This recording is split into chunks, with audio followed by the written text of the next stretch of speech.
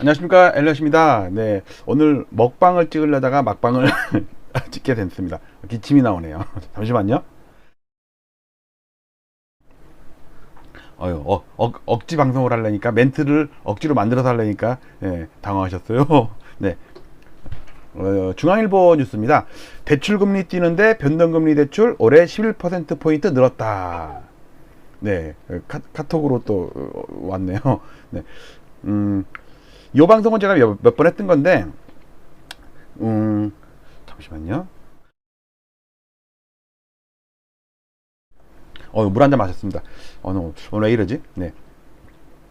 우리가 변동금리가 있고, 고정금리가 있잖아요. 대출을 받을 때.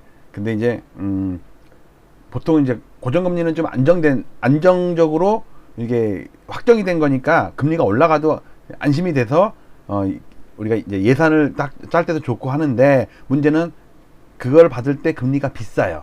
그게 정말 악마는 디테일에 있다는 것처럼 고정금리 좋은 건 누가 모르겠어요. 올라가든 내려가든 신경 안 쓰고 내가 예상한 금리를 계속 내면 되는데, 근데 문제는 초기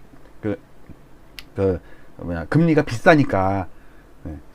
그래서 대부분의 사람들이 금리가 당장은 낮으니까 변동금리를 받아요. 근데 그게 11%포인트 늘었대요. 근데 솔직히 이것도 조금 줄은 거야. 최근에 엄청 늘었다가 조금 줄은 거예요. 데이터를 보고 한번 확인을 하고, 나중에 우리 뭐 부동산 하락기라든지 아니면 금융위기라든지 이렇게 막 금리 치솟을 때 과연 대응할 수 있을까. 특히 젊은 친구들이 대출을 많이 받았는데, 그래서 신문 기사를 좀 보고 그래프를 보고 자료를 좀 확인해 보도록 하겠습니다. 제가 먼저 빨리 읽어 가지고 중요한 데다가 마킹을 했어요. 잠시만요.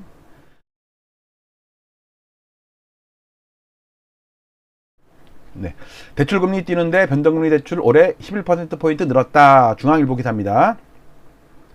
지금 이제 대출 규제하고 또 금리가 오르고 이렇게 상황에서 변동금리 대출 비중이 오히려 늘어났다. 원래 금리가 오를 때는 사람들이 두려움을 가지고 고정금리를 받아야 되는데, 아직은 저금리 기조, 올랐다 치더라도 금리는 낮은 상태거든요. 절대 금리가 낮죠, 지금은.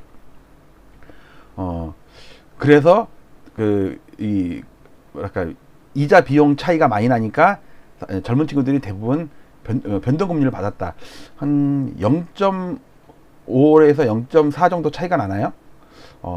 옛날에 어디 본 것 같은데, 여기 써 있네요. 변동금리가 고정금리보다 아직은 낮기 때문에, 아직은 낮아요. 그런데 문제는 변동금리 대출은 금리가 인상될 때 고스란히 반영이 돼서 그만큼 부담이 커지는 거죠. 그것도 최근 들어서 급격하게, 엄청 낮은 상태였지만 이제는 낮다고 할 수도 없어요. 시중은행 금리는 기준금리 올리기 전부터, 한참 전부터, 한 2년 전부터 오르기 시작한 것 같아.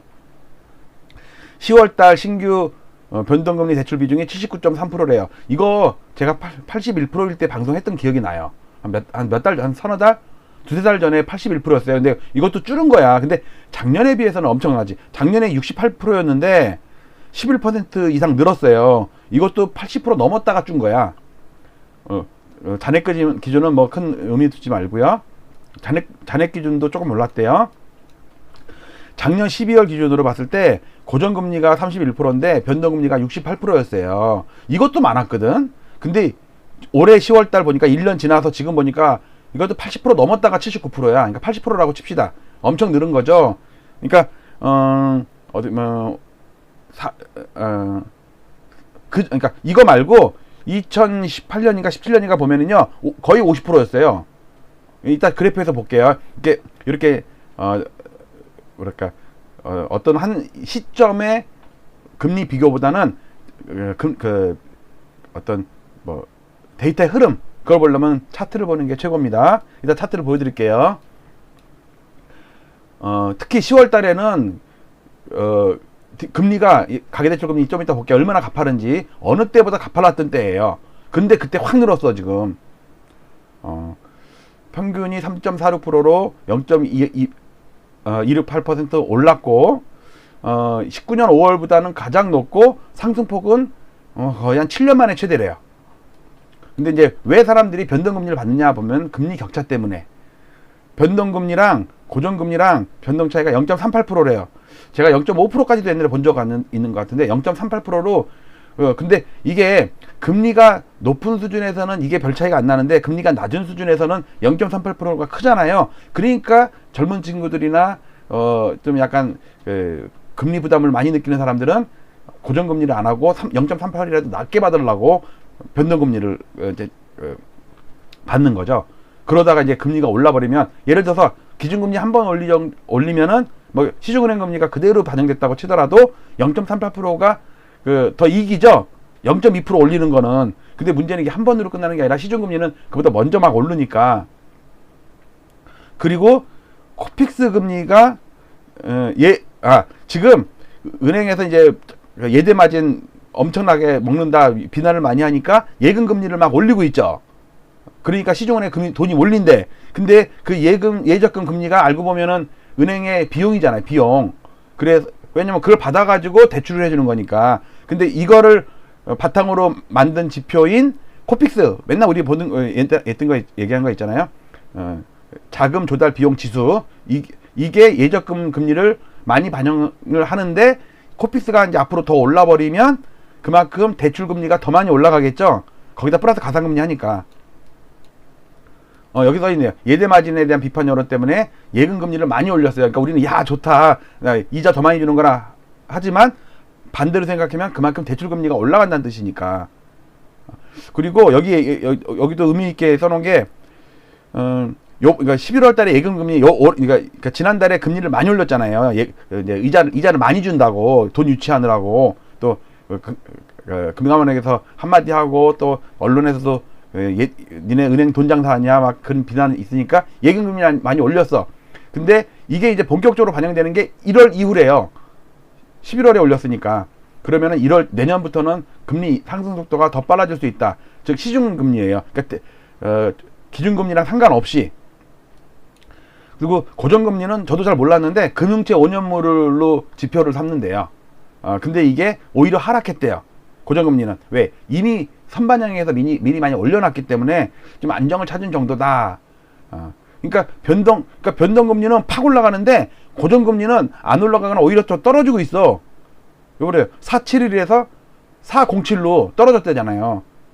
이미 올려놓은 게 있고 또 국고채 금리 등 그 시장 금리가 좀 약간 최근에 좀 안정됐죠? 그래서 고정금리는 오히려 낮아지는데 변동금리는 더 올라가고 있어요. 그러니까는 그 대출자들한테 그리고 80%나 되는 변동금리 대출자들한테 부담이 큰 거죠. 여기도 특히 변동금리는 6개월가량의 금리 상승폭이 한 번에 반영이 돼 대출자가 체감하는 부담이 더 크다.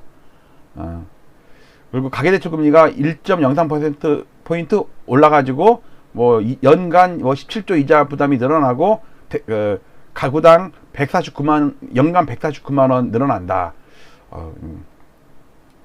그래서 뭐 조언을 했는데 0.5% 이상 뭐 낮다면 뭐 변동금리를 한다면 나중에 뭐 고정금리를 갈아타고 이거 너무 복잡해요. 근데 꼼수가 주요 시중은행은 고정금리 대출 비중을 늘리려는 목적에서 변동금리에서 고정금리로 갈아타면 중도 상환 수수료를 부과하지 않는데요. 그러니까 이걸 한번 참고를 해보시고 자료를 잠깐 보시면 요거는 1996년 IMF 이후에 뭐 금리랑 주택 가격인데 요 밑에 있는 빨간 선 제가 표시를 해볼게요. 요 빨간 거 있죠, 빨간 거 요게 요 위가 100%고요.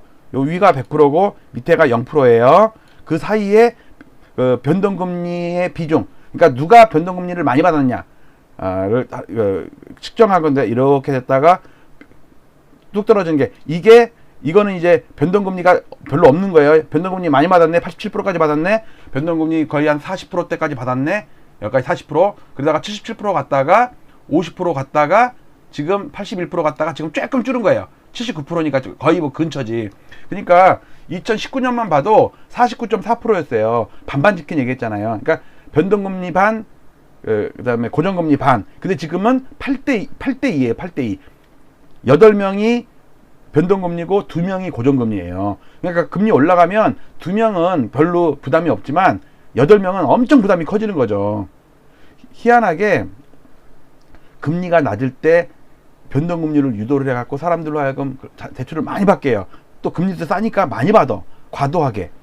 그 다음에 금리를 올려버려요. 그러면 은행의 입장에서는 이 대출자들은 어디 도망도 못 가고 갚지도 못해. 왜? 어딘가 돈을 썼단 말이에요. 그러니까 금리 올리는 족족 그 수입이 잡히는 거죠. 이 대출자들은 그야말로 금융 노예가 되다시피 하는 거예요. 나중에 이게 30년, 40년 이게 묶여버리면. 보통 주택은 보통 한 2, 30년 이상 기한으로 대출을 받잖아요. 근데 문제는 3년, 5년 있다가 집을 팔고 갚아버리면 되는데, 그렇게 많은 사람들이 8.7년이라는데 평균 보유 기간이. 요 차트, 잠깐 보시면, 요거예요, 요거.